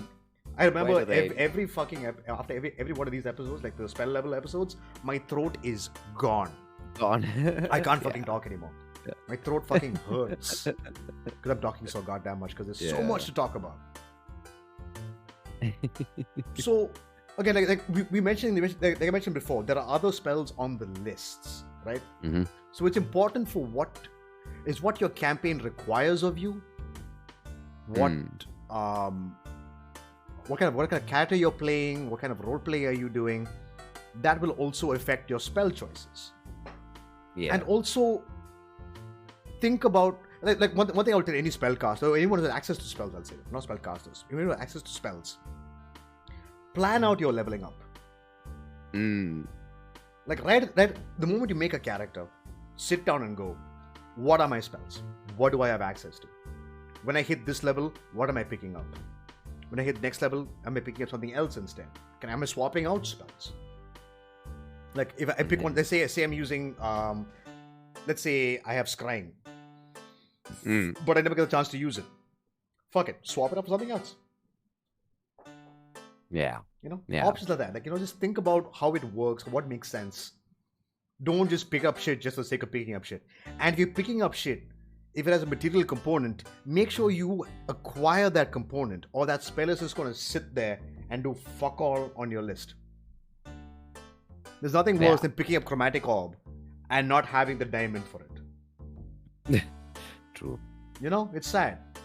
I remember one guy's like, I want to cast Chromatic Orb. I'm like, do you have a diamond? He's like, what? I'm like, did you not read the spell? You need a diamond worth 50 gold. I don't have that. I'm like, okay, you can't cast the spell. I'm sorry. It feels bad. Be careful about it. Exactly. Careful about it. Like, especially spellcasting is the geeky side, I would say, of D&D. When it comes to D&D, when it comes to mechanics, spellcasting is the geeky section. Where geeky in the sense where you have to literally read each spell, right? Or even if you know the powerful spells or the go-to spells, read them again, especially to see what they do exactly and if it fits your situation. And as Paul said, if they have items that would be consumed by the spell, or you need a particular item that will not be consumed, like as he said, Chromatic Orb, you always have that dime. Yeah. But you need that damn dime. Without it, there's no point in you, like, say you took the spell, as you said, you take the spell and then you're like, oh shit, I don't have the diamond. Or let's say you were walking down the street, you had the diamond, but some fucker robbed it from you. You got pickpocketed. And you get into combat and you're like, I pull out my diamond, and the DM's like, you reach into your pouch, but there's no diamond. And you're like, fuck, what do I do now? So, read spells is one thing you have to read through a lot. Spend time with them. Take your time with it. Read it up. Yeah. Do your due diligence. Like, this is what I keep telling all my players. Read your sheet. Yeah. Before any session starts, go through your sheet. Yeah. That's the best time, honestly, to do it. Like, if you have time throughout the week before your session, even better. Yeah. You can keep going through, like, each day, be like, okay, I'll just spend 5 minutes to see what else I can go through. Just go through some spell lists or go through some other things. But the best thing is before the session, 10-15 minutes also before the session, just focus on your sheet. Yeah. Just go through everything, especially as a spellcaster, because spellcasters have the most management to do. Yeah, especially if you're a Druid or a Cleric or an Artificer. Oh, God. You have your entire spell list at your fingertips. You have to read. A lot to read. Jeez. Man, it takes a bit of effort, but putting in that effort is so rewarding, because the rest of the people in your party, like especially non-casters in your party, will be looking up to you to do some really cool shit, to either buff them or really do some insane damage. Or trust me, non-casters in a party always look up to spellcasters for that added edge. It's always there. And sometimes lower level spells are better than higher level spells. Oh yeah. I mean, just look at fucking haste. Yep. That spell doesn't fall off at any level. It just, my God, you haste them. Say you're like playing level 13 or 14 characters also, and you have like a high level barb or like a fighter or someone, or even a rogue. Just haste the bastard. He will love you for it, first of all, and then you'll be watching him wreck everyone there. Yeah. Jeez. It's very important. It also comes down to your playstyle. Do you want to do damage? Do you want to do crowd control? Do you want to debuff? Yeah. Stuff like that. So pick your spells accordingly. The idea also is know your role. It's extremely important. Know your role. Know, are you the damage dealer? Am I the healer? Am I the support character? Am I the crowd control? Am I the tank? Am I the DPS? It's important to know where you stand in your party. Don't do everything. Yeah. This is one of the few games where being a jack of all trades is not good. Yeah. 5e, specialize. Like, for example, in Farland, I am support and healing. That's my job. I throw out slow, I throw out fairy fire, I throw out heals. That's my job. Our barbarian, he knows his fucking job. He's up there to just fucking wreck shit. The sorcerers in the back blasting out. The rogue, the rangers taking pot shots at everybody. Doing like 40 damage per turn because it's Shiv. But, you know, it's always something. Understand your role in the party dynamic and pick your spells accordingly. Talk to your party members also about it. Exactly. You can ask, do you guys want me to put this spell in? Or would you guys mind if I use this spell in? Like, you can talk to, there's no harm in talking and discussing with your party members. At the end of the day, you're a party. You're an adventuring party. You're meant to work together. Unless there's something that's happening within your party in game that's going on that's causing some friction, sure. But even then also you can play it out in so many ways and have things work out. Yeah, I mean, talk to your other party members. I'm a wizard. I don't have fireball. I have slow and layman's tiny hut. And haste. There you go. I don't have fireball. Because that's not my job. My job because is not, you know it's not your job. Yeah. My job is not to do damage. My job is to make sure everyone else is alive. As a wizard. Yeah. So wizards are considered to be like the utility casters. That's where they excel the best. Everyone's like, no, fireball. I'm like, sure, but maybe slow would be better here. Maybe slow would be more effective. Yeah. You know? It's like how when I was playing Zerja, I was probably one of the few clerics that never prepared inflict wounds or spirit guardians because I always went for utility. Yeah. I was like, no, I know spirit guardians will do them, but I was like, I know my daughter will kick ass. So I will buff everyone. I will make sure everyone is staying alive. That was my job. I was like, no, I will keep giving you temp hit points. You fuckers are not dying on me. No one's dying on me. That was my job. My job was like, no one is dying on me. Everyone else has to survive. We have to survive. So I was focusing on the survival of the group. Yeah. The only damaging spell I had, which was a spell, was freaking spiritual weapon. Yeah. Okay, there you go. Options. Yeah. It's very good. It's very cool. It's very fun. Just mess around with it. See what works for you. Spellcasters, yeah. Just see what works for you. See what makes sense. Because your spell choices can make or break your game. Like you pick up something you never use. You're like, fuck. What was the point of that? What was the fucking point? Yeah. It feels bad. And it's okay. Sometimes you will make this mistake. Like, especially if you're just getting into D&D and you want to make a spellcaster first off, your first character self. You will make these mistakes. Trust me. All of us have picked stupid, useless spells whenever we played spellcasters first. All of us did it. Yeah. All of us did it. Like, no one can say, no, I picked. No. Everyone will make a mistake. But remember what you did the last time and be like, I used that spell the last time. Maybe I swap it out. Like, you know, if you have the chance, especially if you're someone who has access to all their, if you're a cleric or a druid or something like that, you have access to all your spells and you can keep preparing spells between rests. That's when you start learning from your mistakes. Like, say in the last session, you prepared something like Bane, but you're like, wait a minute, Bane is not affecting these guys. It seems to be a little for them. Remove Bane. Yeah. On your next long rest, remove Bane. Take something else. Hey, Fairy Fire. Yeah. Probably you will work a little better. Yeah. So or swap it for aid. Something. Like, Khan and I, the highest we've ever gotten to like proper casting is 5th level spells. Yeah.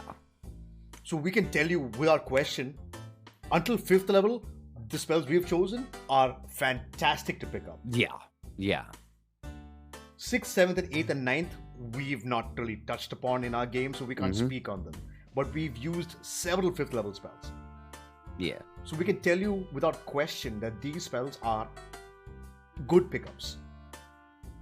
Beyond that, it's a little more difficult. Like we can tell you what they do and what their effects are and how they can be used, but it comes down to how you use them. But from levels cantrips to level 5, we can tell you what we've given you as options. I think you should definitely pick up for yourself. At least one or two of those. Because they are extremely powerful and they are very good to help you out in a pinch. Yeah. Something like Fly, Haste, Revivify. Amazing. Why would you not? Amazing. Dispel Magic. Amazing. Demon's Tiny Hut.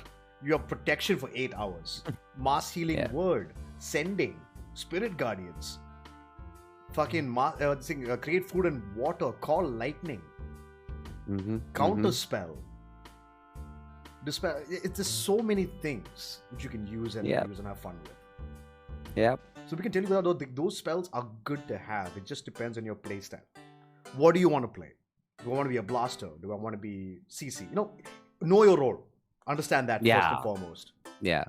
Like when we hit 5th level in Farland, I asked the guys, what should I pick up? They're like, what do you have options? I'm like, Layman's Tiny Heart. Just pick that up. I'm like, okay, cool. Got Layman's. And do you guys want to pick up Fireball? My sorcerer was like, I'm getting Fireball. I'm like, cool. I'll pick up Slow. Because it's good. Yeah. So it comes down to understanding how you want to play and how you want to do things. So think, plan out. Like you get 6th level spells at 11th level. Yeah. So plan until 10th level. Plan what you're going to do till 10th level. What you're going to pick up.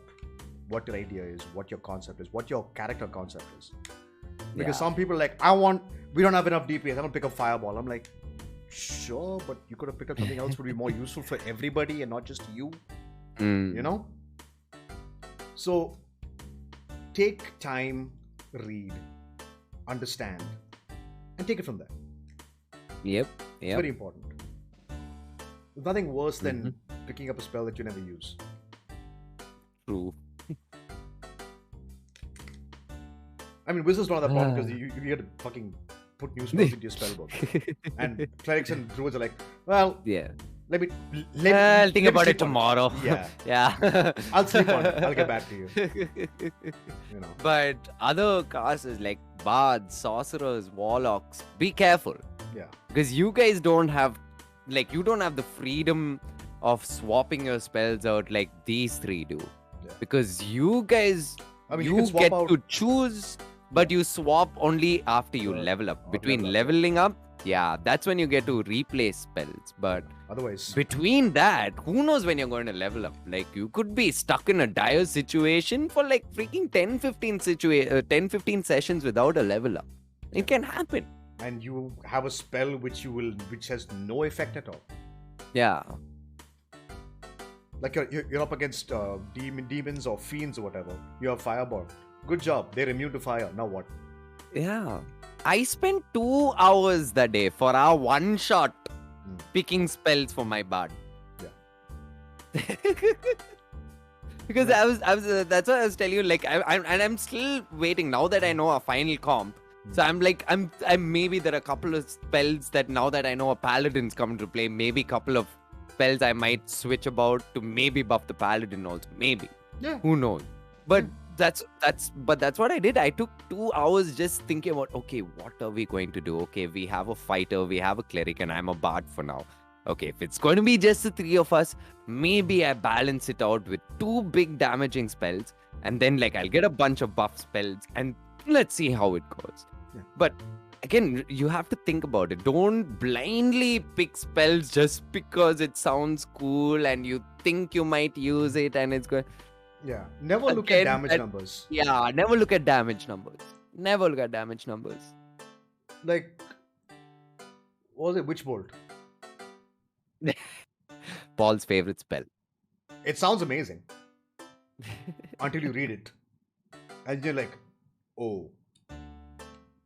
This actually sucks. You create a connection of 30 feet. If they step to 31 feet, spell ends. Yeah. It's a dumb spell. Don't use it. Don't fucking use it. Crown of Madness. Don't use it. Yeah. Find traps. Do not use that spell. It does not work. Mm-hmm. It's a fuck all spell. Just don't do Yeah. it. Don't look at damage numbers. Read the spell thoroughly. Understand how it works. People are like, yeah, I want to pick a Witch Bolt. I'm like, why? Because damage. I'm like, just read the rest of it for me, please. I'm like, oh, no. Oh, yeah. Okay, cool. Use it. I use it. Cool. My enemy takes one step back. Your spell ends. Now what? Now what are you going to do? They're like, what? I'm like, yeah, read the spell, dude. Yeah. If they step away, then yeah, your spell ends. You no longer do damage. You just wasted a first level spell slot. Good for you. Congratulations. Yeah. Have a fucking cookie. Like, what are you gonna do? Yeah. Think, read, understand, comprehend. When people pick up that shit, I'm just like, are you serious? Watch me destroy your entire build right now by just moving my guy 5 feet back. Yeah. Spell's over. At level 1, losing a level 1 spell is expensive as fuck. It's expensive. Fuck. Low level casters till level 6, I would say. Till level 5 at least, I would say, is very expensive. Be very careful about what you pick. Yeah. Man. Choose, make decisions, read. Which is what I'm saying. If you're building a caster, plan your level ups. Know what you're going to pick up next level. Don't go ha, ho, hum. No. Plan it out. Think about it. Yeah. What's lacking in your team? Are you lacking damage? Are you lacking crowd control? Are you lacking healing? What's up? Yeah. And go from there. And remember, be smarter when you're going to cast something. Like, see, suggestion, fantastic spell. But if the person you suggest takes damage, the spell ends. Yeah. So you have to be very careful about how you use it. Always pay attention to the battlefield. Always. Do not zone out. Do not zone out. Last session, Benji zoned out in the middle of a fight. He fireballed the cleric. Oh God. I'm like, okay. So he's like, I'm gonna cast fireball there. I'm like, cool. Okay, the enemies roll dexterity saving throws. TJ, would you mind rolling dexterity? He's like, what? What do you mean? He's like, yeah, he walked between them. I didn't know. I'm like, you didn't pay attention. That's exactly what he said he was going to do. Don't zone out. Pay attention to the battlefield at all times because it's constantly shifting. Yeah. One moment you're like, yeah, I'm going to fireball that fucker. Cool. Your ally's in the way. What? Yeah. Dexterity saving throw, please. You could potentially kill your party member because you weren't paying attention. Always focus.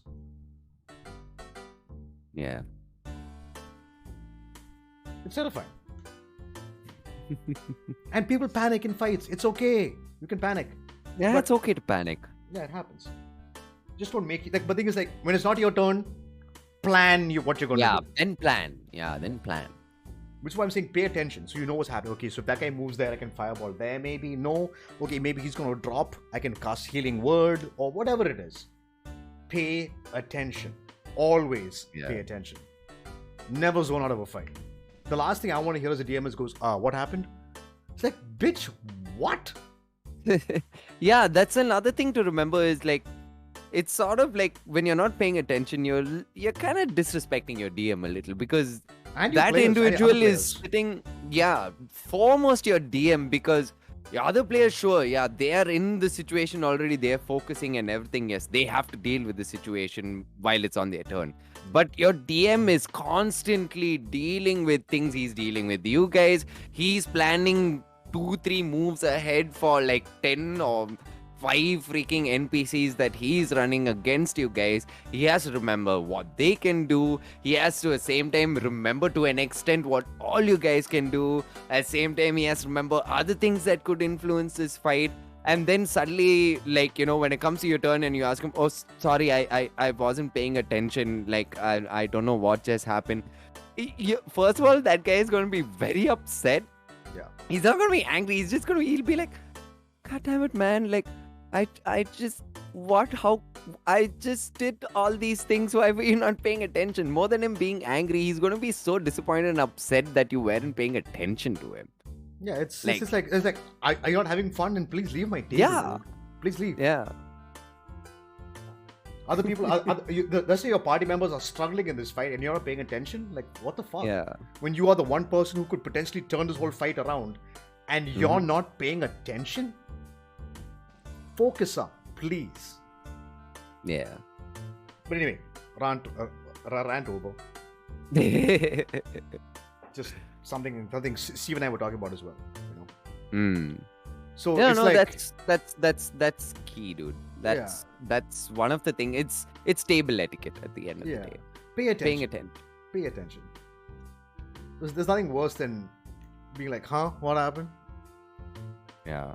See, man, whenever we're in combat, like, I'm paying attention and my head is like planning 2 moves ahead and at the same time going through what I can do. It's crazy. Like, sometimes you can get flustered, but it's okay. When you get flustered when you're deciding on what to do, that means you're actually thinking. Yeah. You're actually thinking and you're not zoning out. You're like, oh my God, our DM could potentially kill him in the next round. Oh, what do I do now? It's good to panic that way. Yeah. Because that keeps you on your toes. It keeps you on your feet. It keeps you engaged. It keeps you in the moment of what's going on in the battle. You are in character fully, in fact. Like, you're in the moment. You're like, oh shit, I'm watching everyone drop. What do I do? Yeah. It's like, okay, I'm out of spell slots. What do I have? Do I have any potions? Okay, I have 1 potion. The cleric's down. I should probably get the cleric up first. Yeah. He can heal everybody. Yeah. Okay, let me, fuck. You know, it's stuff like that. Like, pay attention and know what's happening. Because there's nothing worse. Because remember, guys, as DMs, we are on your side. Yeah. We want you players to succeed. We're not going to make it easy for you, but we want you to succeed. Some of us plan encounters around what some of you can do. Mm-hmm.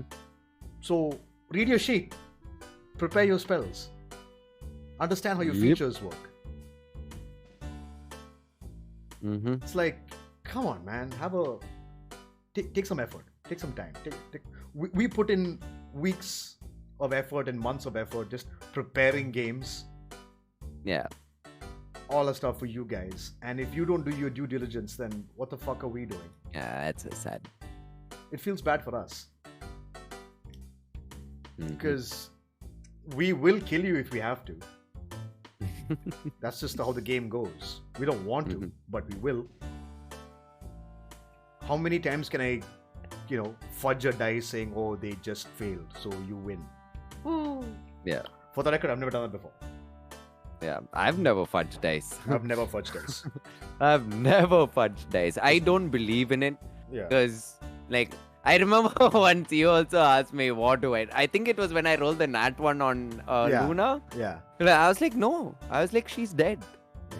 As much as I was tearing up when she was dead, I was like, no, she's dead. Yeah. There's no fudging this. It is the role. That is the role. That's it. Yep. It broke my heart, dude. Yeah. I remember Adi also, like, this was little after you left the campaign. And Adi also, like, at one point he was like something really bad was happening, and I we took a break. We paused for a break, and it was only Adi and I. He's like, yeah, what do I do? I was like, Adi, roll. I was like, he's like, but I'm feeling bad. I was like, no. I was like, Macha, at least from my end, I'm saying don't fudge. I was like, you ask the guys also when they come back if they, like, I'm pretty sure they'll say the same. And everyone came back one by one, and he is like, it's a shitty situation y'all are in. I don't know. And everyone was like, no, but please, it is the role, it is the situation we are in. We probably put ourselves in here. Do what you have to do. Yeah, if you have to kill us, kill us. Kill us. That's the way it is. Yeah. Never fudge dice, guys, because once you fudge once, you will never stop. Yeah. I think that's why I'm scared to do it, because I think if I do it once, I'll fall. That weakness will come in, like, like, oh, maybe no. Like, sometimes you might even fudge to kill somebody. Yeah. Just to make a dramatic moment. Don't do that. Don't do that. Yeah. Never fudge dice. Never. But anyway, that brings us to the end to our episode today. Thank you guys all so much for watching. remember, we do this. We try to do this every Friday. Yep. We're always live on Twitch, so if you have questions, you have comments, anything like that, remember, we are looking at Twitch chat, so feel free to message us there as well. We're always reading chat. Any questions you guys have, we're more than happy to answer. You can follow us both at our respective Twitch channels. Mine, of course, if you are here, you know. Then, of course, Conrad, that is twitch.tv/ConradBoy24. Follow him there. He does his usual racing, and sometimes he and I play together as well, so that's always fun. You can follow us both on Instagram, me at House of Grim and Conrad at ConradBoy24_TV. The artwork you see before you is brought to you by Priscilla Dillon at Prissy Dilly on Instagram. Message her for any artwork that you might want or have that you'd like to get done. She's super talented, as you can see from the artwork itself. It's fucking amazing. So please do feel free to hit her up for any artwork that you might want. And apart from that, I think that's everything. Yeah? Did I miss anything? I think that's it. Alright, cool. Alright guys, thank you all so much for watching, and we'll see you guys next week. For what topic? We don't know, but we'll figure it out. So from all of us here to you guys, till then, roll for initiative, and we'll see you then. Peace out, guys.